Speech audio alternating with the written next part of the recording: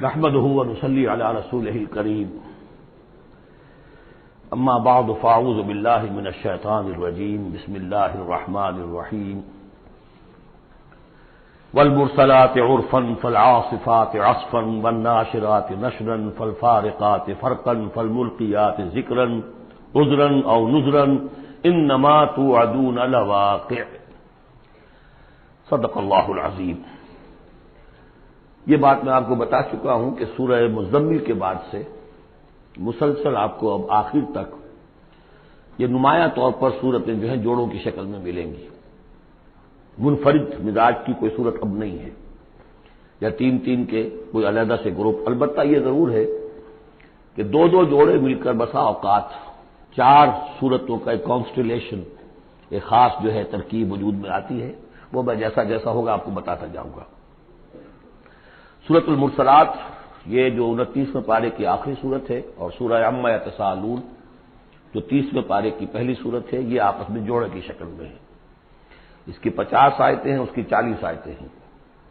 اس کی 50 میں سے 40 آیتیں پہلے رکوع میں ہیں، 10 دوسرے رکوع میں ہیں۔ اس کی 40 میں سے 30 پہلے رکوع میں، 10 دوسرے رکوع میں ہیں۔ تو یہ ترتیب وغیرہ بہت اس کے اندر مناسبت ہے۔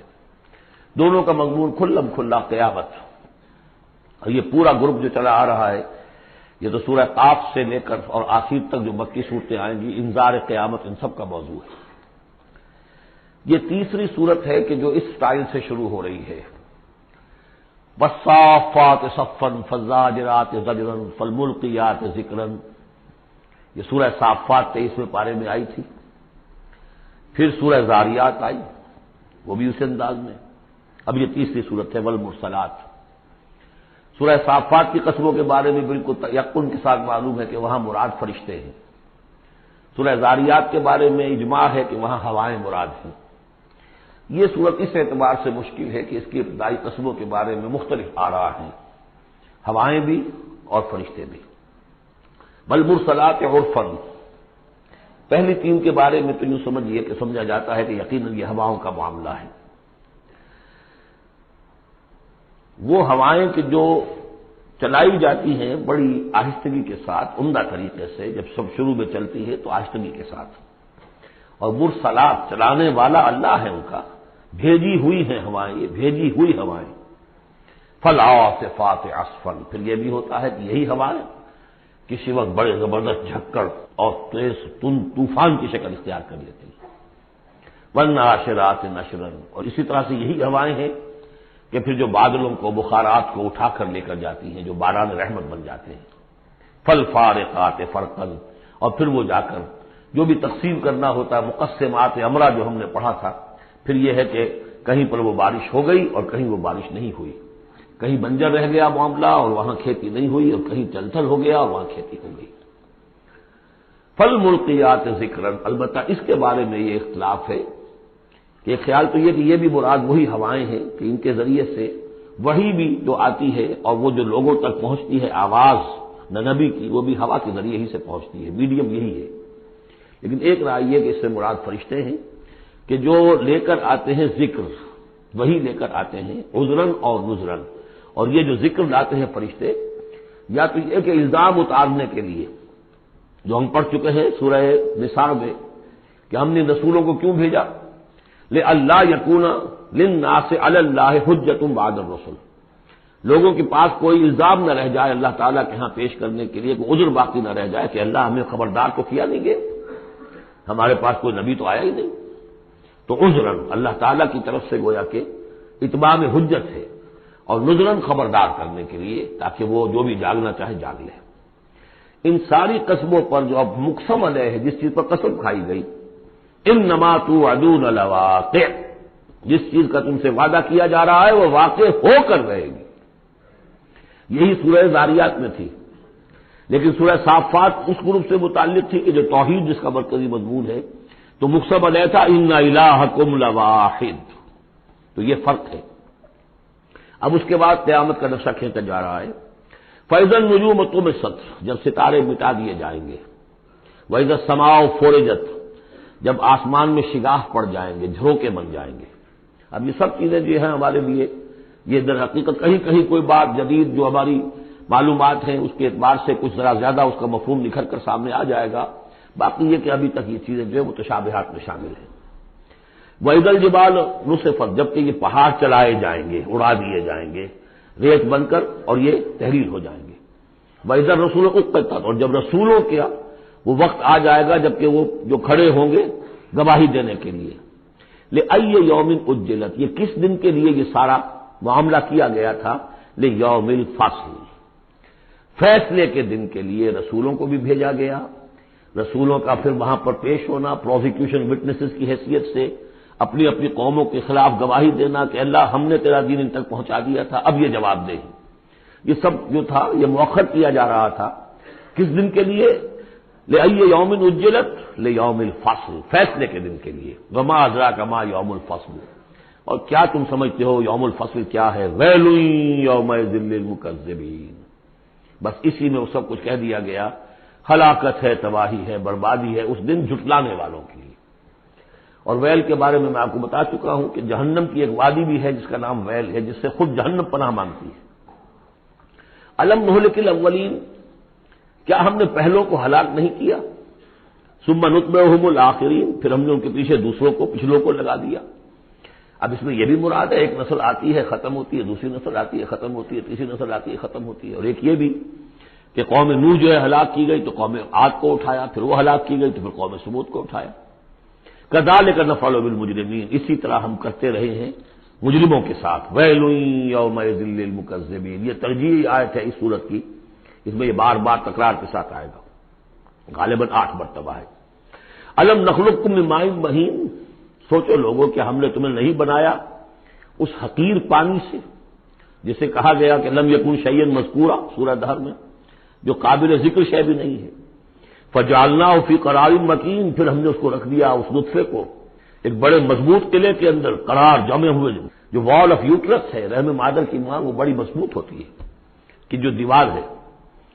فجعلناہ فی قرار مکین الی قدر معلوم، ایک وقت معین تک کے لیے، ایک اندازے کا کہ جو پہلے سے معلوم ہے، طے شدہ ہے۔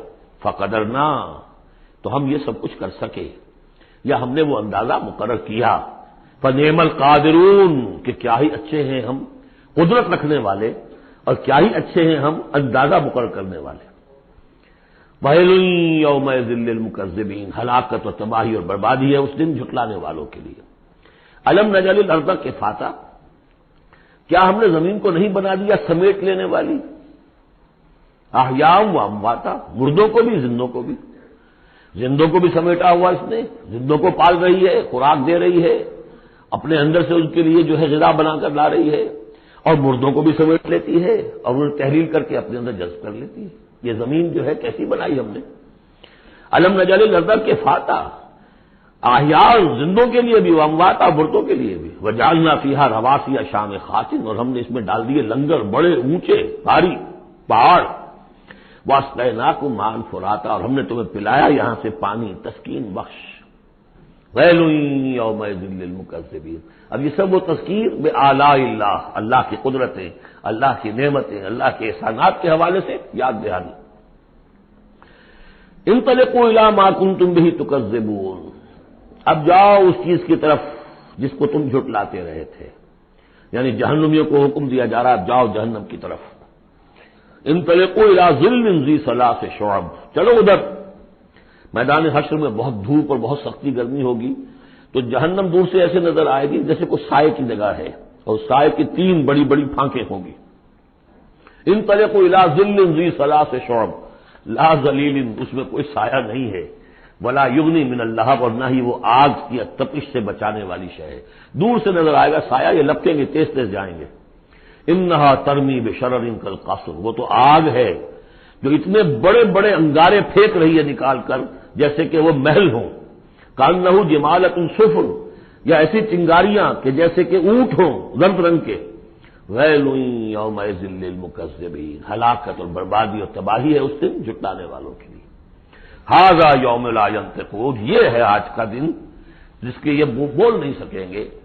ولا یؤذن لهم فیعتذرون، نہ انہیں اجازت دی جائے گی کہ وہ کوئی بہانے بنائیں، اعتذار کریں، کوئی عذر تراشیں۔ ویل یومئذ للمکذبین، ہلاکت اور بربادی ہے اس دن جھٹلانے والوں کے لیے۔ ھذا یوم الفصل، یہ ہے فیصلے کا دن، جمعناکم والاولین، ہم نے جمع کر دیا تمہیں بھی اور پہلوں کو بھی، فَإِن كَانَ لَكُمْ كَيْدٌ فَكِيدُونِ، اب اگر تمہارے پاس کوئی چال ہے، کوئی حربہ ہے میرے مقابلے میں تو لاؤ، پیش کرو، کیا چال ہے تمہاری؟ وَيْلٌ يَوْمَئِذٍ لِّلْمُكَذِّبِينَ۔ اب دوسرے رکوع کی 10 آیتوں میں پھر اب جو ہے وہ اس کا جو ریورس سائڈ دکھایا جا رہا ہے، اہل ایمان کے لیے پہلے اور پھر دوبارہ آئے گا کفار کی طرف۔ ان المتقین فی ظلال وعیون، یقیناً جو متقی بندے ہمارے ہیں وہ ہوں گے سائے میں اور چشموں میں، وفواکہ مما یشتہون، اور ایسے پھلوں کے اندر جو انہیں پسند ہوں گے، جن کو کھانے کو ان کی طبیعت چاہے گی۔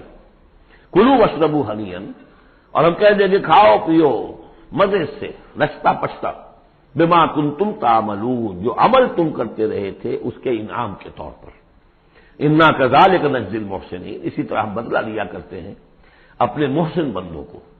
ویل یومئذ للمکذبین، ہلاکت اور بربادی ہے اس دن جھٹلانے والوں کے لیے۔ اب پھر وہ سگل مڑ گیا انہی کی طرف، کلوا وتمتعوا، اے کافرو اے مشرکو، اب دنیا میں خطاب ہو رہا ہے، کھا لو پی لو قلیلاً، تھوڑی سی دیر کے لیے، ابھی تمہیں دنیا کی زندگی جب تک ہے مہلت ہے، کھاؤ پیو عیش کرو۔ کلوا وتمتعوا قلیلا انکم مجرمون، یقیناً تم مجرم ہو۔ ویل یومئذ للمکذبین، وہ دن آنے والا ہے جس دن تمہارے لیے سوائے ویل کے اور کچھ نہیں ہوگا۔ وَإِذَا قِيلَ لَهُمُ ارْكَعُوا لَا يَرْكَعُونَ، جب ان سے کہا جاتا ہے جھکو تو جھکتے نہیں ہیں، رکو نہیں کرتے۔ ویل یومئذ للمکذبین فَبِأَيِّ حَدِيثٍ بَعْدَهُ يُؤْمِنُونَ، تو اب اس قرآن کے بعد اور کس چیز پر یہ ایمان لائیں گے؟ اگر اب بھی آنکھیں نہیں کھلی تو کب کھلیں گی؟ بارک اللہ لی ولکم فی القرآن العظیم ونفعنی وإیاکم بالآیات والذکر الحکیم۔